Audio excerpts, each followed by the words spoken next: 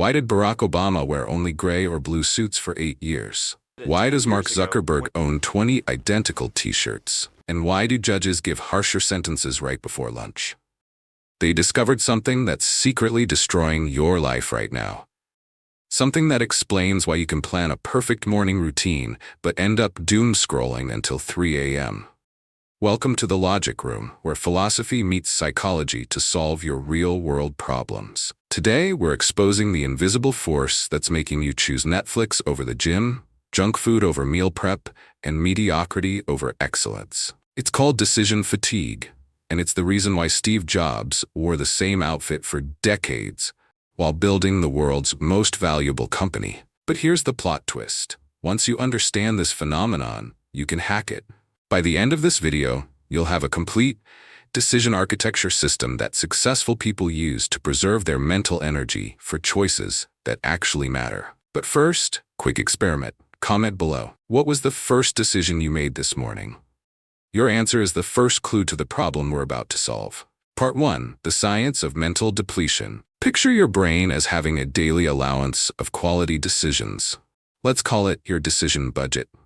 Every choice you make withdraws from this account. What should I wear? -5 points. What's for breakfast? -5 points. Should I check email or start that project?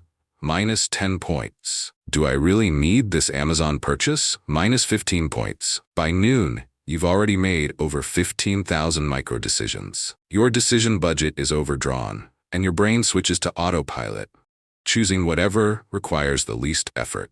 Here's where it gets scary. Researchers studied Israeli judges and found something shocking.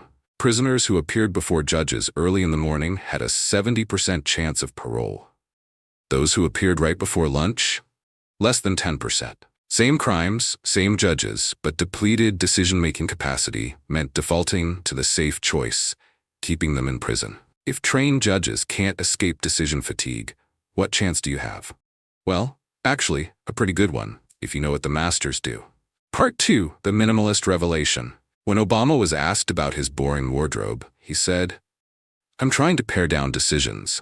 I don't want to spend mental energy on what I'm eating or wearing because I have too many other decisions to make." This isn't about fashion, it's about cognitive economics. These leaders discovered what ancient Stoic philosophers knew 2,000 years ago. The key to wisdom isn't making better decisions, it's making fewer decisions. Think about it. The average person spends 17 minutes daily deciding what to wear. That's 103 hours per year, over 2 work weeks, burned on a decision that literally doesn't matter. But clothing is just the beginning. The real poison is what psychologist Barry Schwartz calls the paradox of choice. Here's where it gets personal. I want you to think about the last time you spent 30 minutes browsing Netflix without watching anything. That wasn't relaxation. That was your brain bleeding out its decision reserves. Part 3. The Paradox of Choice Trap. In 1990, the average American supermarket carried 7,000 products. Today, over 50,000. Your grandparents chose between 3 TV channels. You're choosing between 3 million YouTube videos. More choices should mean more happiness. Right? Wrong, dead wrong. Columbia researchers set up 2 jam tasting booths. One had 24 varieties, the other had 6. The results flipped conventional wisdom. 60% of people stopped at the large display versus 40% at the small one. But only 3% actually bought jam from the large display, while 30% bought from the limited selection. 10 times more sales with fewer choices. Why? Because our brains literally shut down when overwhelmed with options. This is why you have 47 games in your Steam library, but keep playing the same one. It's why you have 200 photos on your phone from last weekend, but haven't posted any. Your brain is protecting itself from decision overload. Part 4. The Hidden Cost of Micro-Decisions. But here's what nobody talks about. It's not just big decisions that drain you. It's the 1,000 paper cuts of micro-decisions. Which notification to check first? Whether to respond to that text now or later, which browser tab to focus on, whether to take the stairs or elevator, which podcast episode to play, whether to add sugar to your coffee. Each micro-decision activates the same brain region, your prefrontal cortex, as major life decisions. Your brain doesn't distinguish between choosing a career and choosing a coffee flavor. It's all withdrawing from the same account. By evening, you're not lazy or unmotivated. You're decisionally bankrupt. That's why you can plan a perfect healthy dinner all day, then order pizza at 8 p.m. Your depleted brain chose the path of least resistance. Want proof? Tomorrow, count every single decision you make before lunch. Most people quit counting around 200 because it becomes overwhelming. That's your brain screaming for help. Part 5. The Decision Architecture System. Now for the solution. Your personal decision architecture system. This isn't about becoming a robot. It's about automating the trivial so you can be brilliant at what matters. Level 1. The Default Decision Protocol. Create defaults for recurring decisions. Morning routine, same sequence, no thinking required. Work outfit, 5 identical sets or capsule wardrobe. Meal rotation, 7 breakfast options, 1 for each day. Exercise schedule, same time, same routine. Level 2. The 2-minute rule. If a decision will take less than 2 minutes and has minimal consequences, set a timer and choose. Don't optimize the trivial. Your brain is too valuable for that. Level 3. The decision batching method. Group similar decisions together. Meal prep Sundays. Decide once, eat all week. Email blocks. Check 2x daily, not 200x. Shopping lists. Buy the same staples automatically. Content planning. Batch create, don't decide daily. Level 4.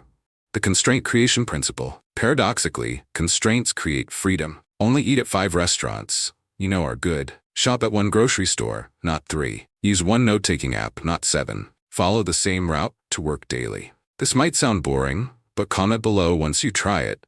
I guarantee you'll feel like you unlocked a cheat code for life. Part 6. The Philosophy of Selective Caring. The Stoic philosopher Epictetus taught that wisdom is knowing what's up to us and what isn't. Modern translation? Know what deserves your decisions and what doesn't. Your decision hierarchy should look like this. Life-changing decisions, career, relationships, health. Maximum energy. Day-improving decisions, learning, creating, connecting. Moderate energy, maintenance decisions, food, clothes, routes. Minimal energy. Trivial decisions, which show to watch, which emoji to use. Zero energy. Most people flip this pyramid, spending maximum energy on the trivial and having nothing left for what matters. Here's the breakthrough insight. Every unnecessary decision you eliminate frees up mental energy for a decision that could change your life. Obama's boring suits gave him clarity for world-changing policies.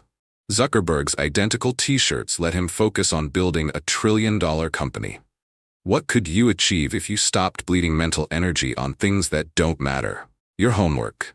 Implement just 1 element of the decision architecture system this week. Wear the same outfit formula for 5 days. Eat the same breakfast all week. Batch all your emails to twice daily. Create a default evening routine.